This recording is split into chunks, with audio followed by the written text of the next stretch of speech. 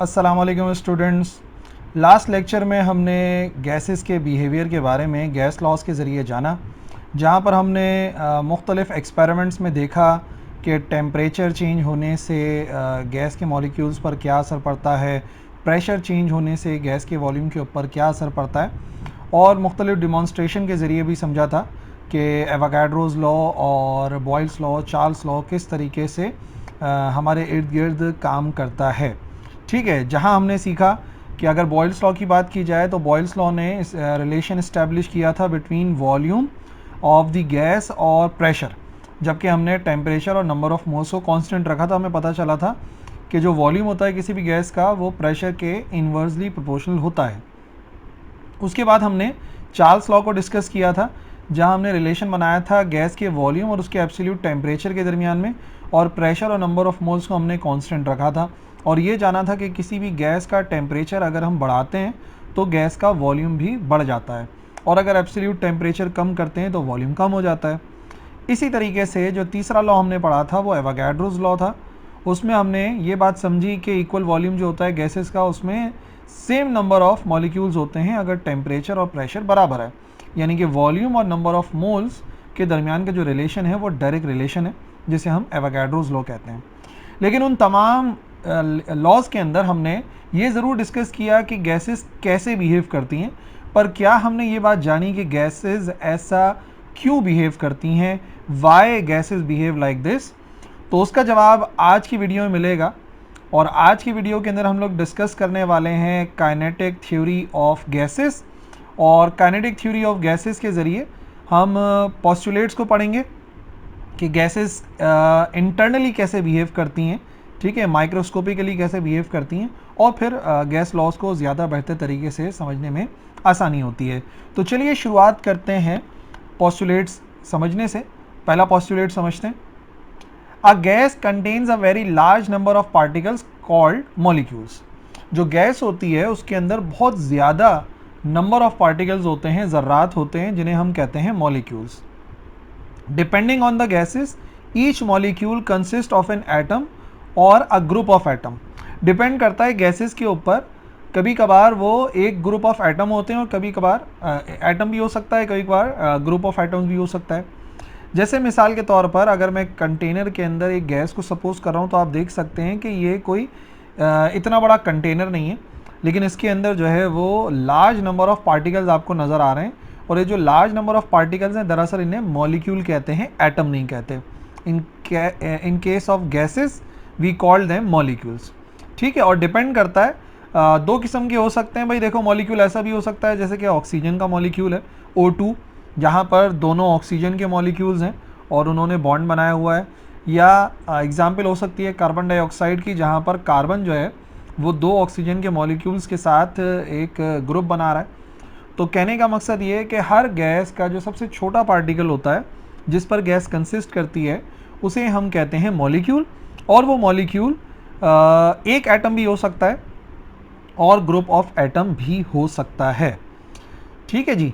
Second, अगर finite volume भी होता है किसी गैस का, finite volume of a gas consist of very large number of molecules.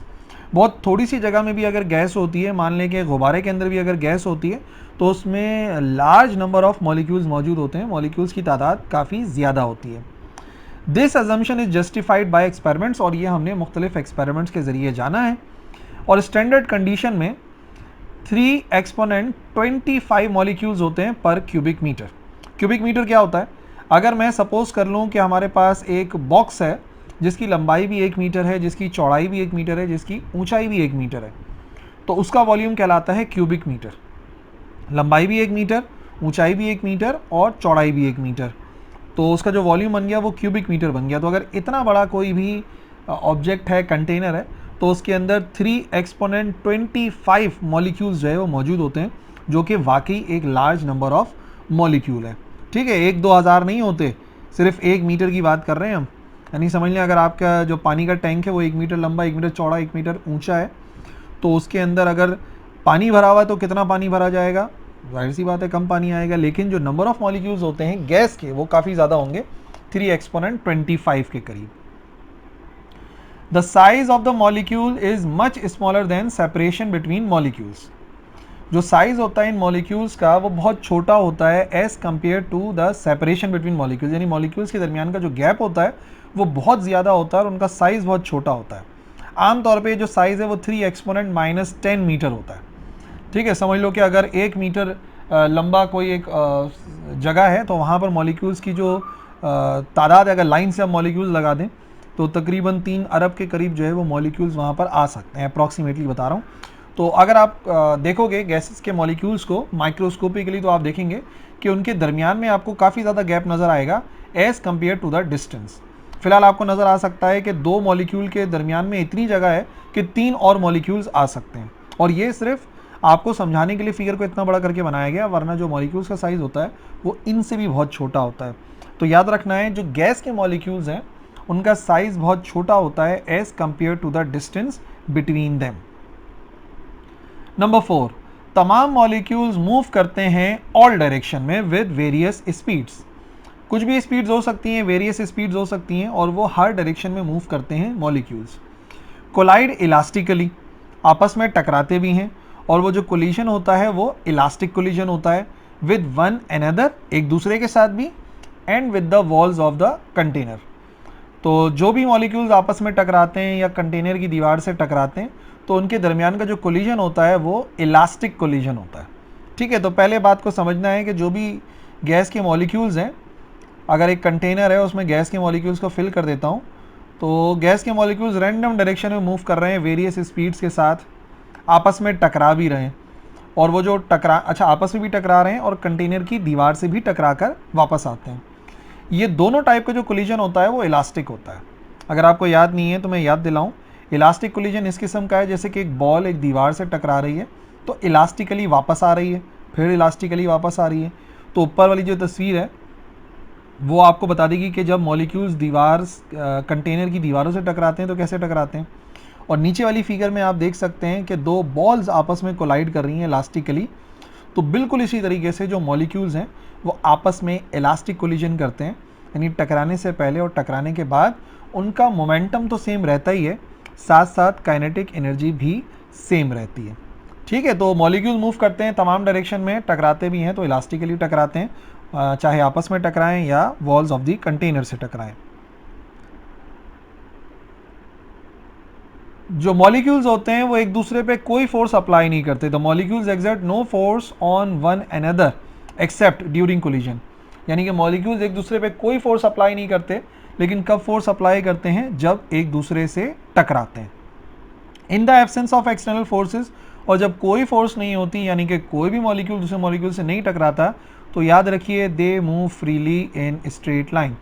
Molecules वैसे एक दूसरे पे कोई फोर्स अप्लाई नहीं करते, लेकिन जब टकराते हैं तो फोर्स अप्लाई करते हैं, और जब कोई फोर्स अप्लाई नहीं हो रही होती उनके ऊपर तो याद रखिए वो हमेशा मूव करते हैं इन अ स्ट्रेट लाइन।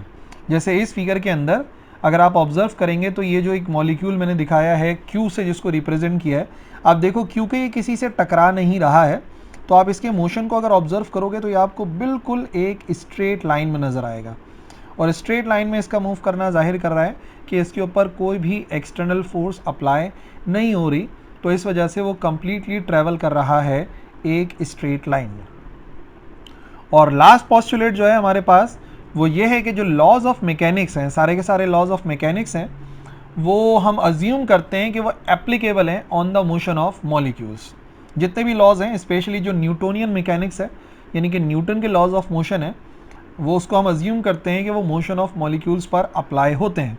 मतलब ये कि अगर फर्स्ट लॉ की बात की जाए तो जैसे body remain in a state of rest और uniform motion unless acted upon by an external force, यानी कि हर बॉडी अपनी स्टेट को कंटिन्यू करती है जब तक कि उसके ऊपर कोई एक्सटर्नल अनबैलेंस फोर्स अप्लाई ना हो। बिल्कुल इसी तरीके से मॉलिक्यूल्स भी अपनी डायरेक्शन को कंटिन्यू रखते हैं जब तक कि उनके ऊपर कोई एक्सटर्नल फोर्स अप्लाई ना हो। जैसे कि पिछले वाले पॉइंट में मैंने बताया कि मॉलिक्यूल अगर स्ट्रेट लाइन में मूव कर रहा है तो मूव करता ही रहता है जब तक कि कोई फोर्स अप्लाई नहीं होती। अच्छा, सेकेंड लॉ हमें पता है फिजिकल टू एम ए होता है, यानी कि जब फोर्स अप्लाई होती है एक्सेलरेशन प्रोड्यूस होता है। तो मॉलिक्यूल्स की भी जो वेलोसिटी में चेंज आता है, चाहे वो डायरेक्शन के लिहाज से हो चाहे वो मैग्नीट्यूड के लिहाज से हो, वो तभी आता है कि जब उनके ऊपर फोर्स अप्लाई होती है।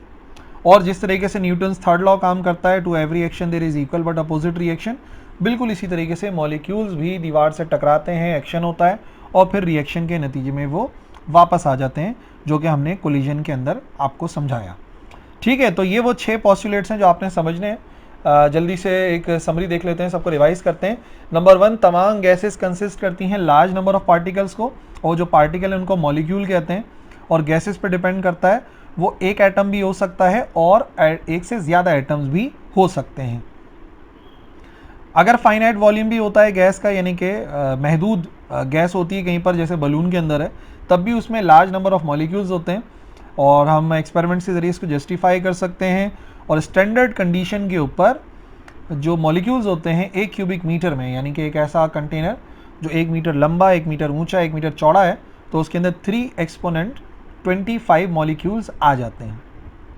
तीसरी बात यह है कि जो मॉलिक्यूल्स का साइज़ होता है बहुत छोटा होता है as compared to the separation between the molecules. Molecules के दरमियान में सेपरेशन ज़्यादा होती है पर उनका साइज़ छोटा होता है, और वो साइज़ तकरीबन 3 एक्सपोनेंट -10 मीटर है। पॉइंट नंबर 2 और पॉइंट नंबर 3 की वैल्यू को आपने याद रखना है। जो मॉलिक्यूल्स हैं वो सारी डायरेक्शन में मूव करते हैं वेरियस स्पीड्स के साथ, और टकराते हैं तो इलास्टिक कोलिजन करते हैं, चाहे आपस में टकराएं या फिर कंटेनर की दीवारों से टकराएं। जो मॉलिक्यूल्स हैं वो एक दूसरे पे कोई फोर्स अप्लाई नहीं करते, लेकिन जब कि वो आपस में टकराते हैं, यानी टकराते हैं तो ही फोर्स अप्लाई होती है, अदरवाइज फोर्स अप्लाई नहीं होती। तो अगर मैं बोलूं कि एक्सटर्नल फोर्सेस नहीं है, तो याद रखिए हमेशा ये मूव करेंगे इन स्ट्रेट लाइन। और छठा जो हमने सीखा वो ये था कि जो न्यूटोनियन मैकेनिक्स है या लॉज ऑफ मैकेनिक्स हैं, उनको हम अज्यूम करते हैं कि वो मोशन ऑफ मॉलिक्यूल्स पर एप्लीकेबल हैं। ठीक है जी, तो ये था आज का हमारा एक छोटा सा lecture about kinetic theory of gases, जो कि अगले 2 लेक्चर समझने के लिए बहुत इंपॉर्टेंट था।